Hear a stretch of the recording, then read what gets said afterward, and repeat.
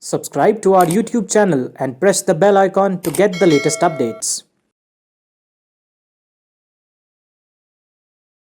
Hello viewers and welcome to third in our Ep.3 series. Today we speak to Sabin Mathew, who's the owner and founder of Lesics Engineering. His company primarily runs a YouTube channel. This channel is meant for engineering enthusiasts and engineers to be. It hopes and aims to make engineering fun and energetic. Sabin started this company with a single employee many years ago. Today he has a whole bunch of them and his company is doing great wonders.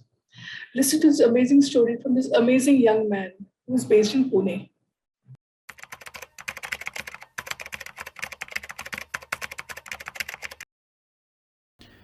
As an youngster, I want to get into business, and eventually, I am doing a business now. My family didn't expect anything much from me, and they always set me free. And they wanted me to become an engineer or professional, and a business was not in their plan, I guess. But now, what I'm doing is engineering business, both in engineering and business. So, it was a good journey so far.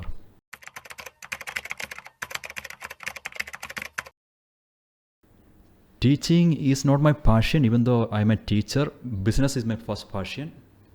So my strength is I am really good in conceptual knowledge. I can convince people from the fundamentals of physics. But when I try this in a classroom, I'm not that effective because my natural volume level is too low. In classrooms, you do not have mic.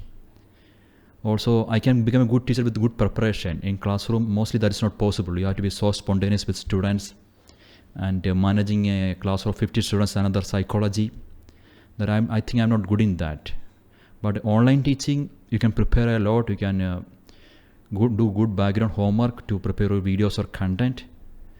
So that way, online is the best option for me. And moreover, in classroom, you are maximum able to reach 50 students or maximum 200 people in a year. Online means is almost infinite. Millions of people can reach easily. That's the reason. Your first job, I was an engineer. I was a site engineer doing erection commissioning of a particular equipment called incinerator. It was okay, good job after BTech.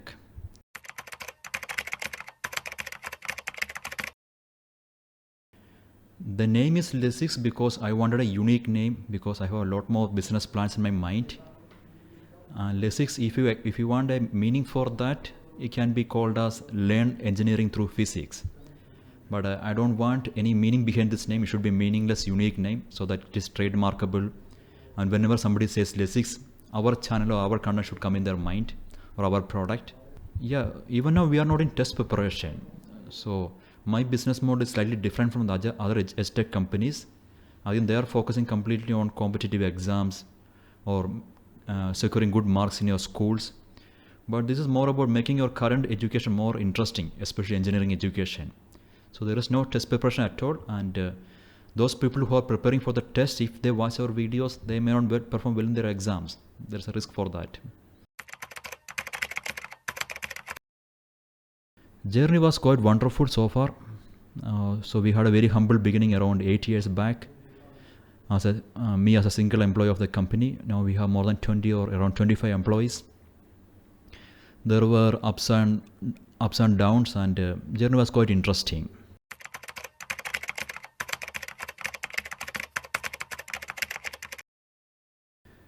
About number of sales, we don't sell any courses. Our education content is free to everybody, and over the years, this content is reaching more and more people.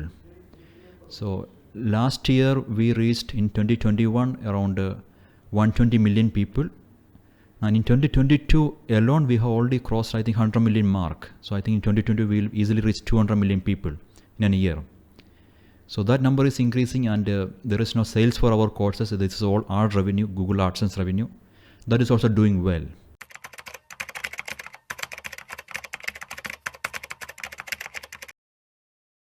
No, I don't want my company to get acquired by some other big giant. I want to stay alone and independent. The reason is that there are many giants in current edtech space, but their vision is different. They are after the fear of exams or the fear of getting a job or fear of living a secure life. and my nature of teaching them is different. If you enjoy the learning process, if you enjoy engineering, you can come to Lesics and learn. So because of that, I don't want to get acquired by some other big current edtech company. I will try to stay independent.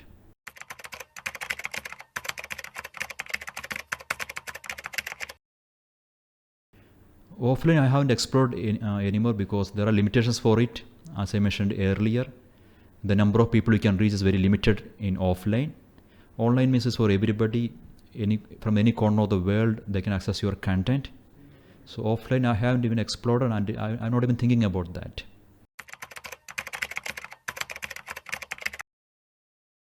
Yeah, I think so. I think India has the cheapest mobile data available in the world.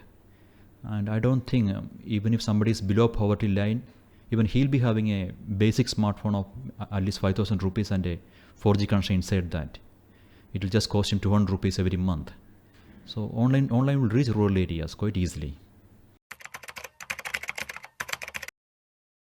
Yeah, definitely. There is no doubt about that.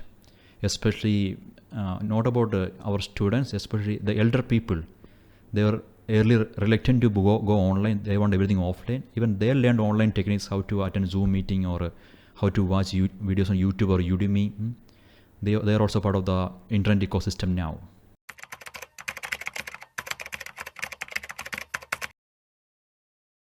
I don't see any trend. The trend is going up. With every passing year, more and more people are coming to online to learn some courses or build their career or learn some skill. And about demographics, I don't know. India is a bigger share always because of population. But I don't see any trend demographic or gender wise. In fact, teacher support we don't want. Maybe if you get some teacher support from IITs, that is welcome. But from other institute, we don't want teacher support. And it's very difficult to get teacher support from IITs. I have few professors in IIT. They're almost friend of mine. Even they are quite busy. So even when I make a call to them, I always ask, "Sir, are you free now? Can I take your 5 minutes?" So getting teacher support from IIT is very difficult. But if we get, it will be amazing. From the industries, we are getting a lot of emails. So those people are ready to support us. Then we reply them, and there is a good support from the industry.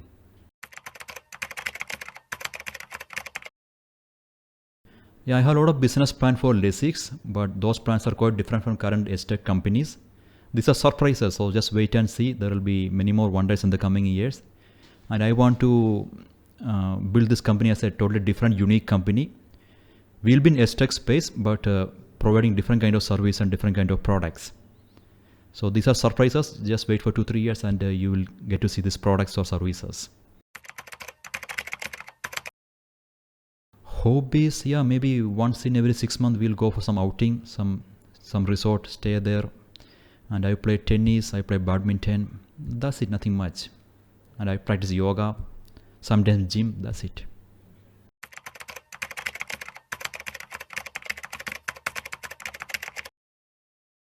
Exactly. I am also running a business because of the education. What to do? Education is a business now. So if the edtech companies keep on rising their course prices, that will be a huge impact on economically not so privileged people. But let's hope with the passing year, with more and more customers in their kitty, they will reduce their course prices. And my education for the time being will remain free, but I don't think YouTube is a great platform to continue. Their revenue is highly fluctuating. So slowly I will also be moving to more business oriented, maybe course selling kind of business model, because I don't see much future for YouTube business, but my business will continue in some other way. So education has become a business and I am a part of that, and we are helpless here, nothing to do.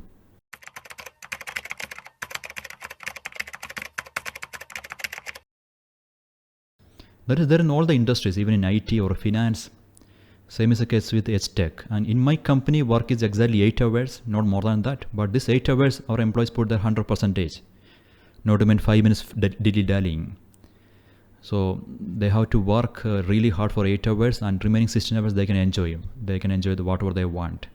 That's the work culture of my company. About other companies, I have no idea what is going on there.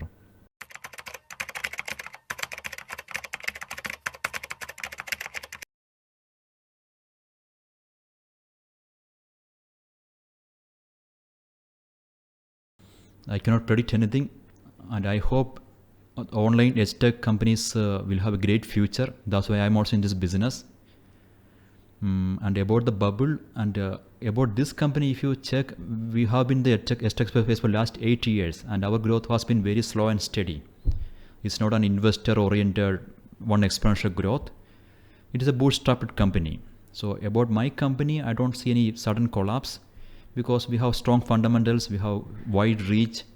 Since the growth has been slow and steady, even if there is a failure, that also will be slow and steady. There won't be a sudden death. And about the larger edtech space, I think there is no alternative because people are liking it. The online education, the quality of content is getting improved every year. So I think they will continue, but I'm nobody to predict that, how they will behave. It's a huge industry.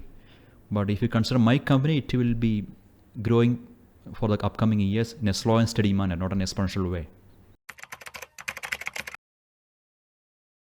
Yeah, I have 3 kids and 1 wife.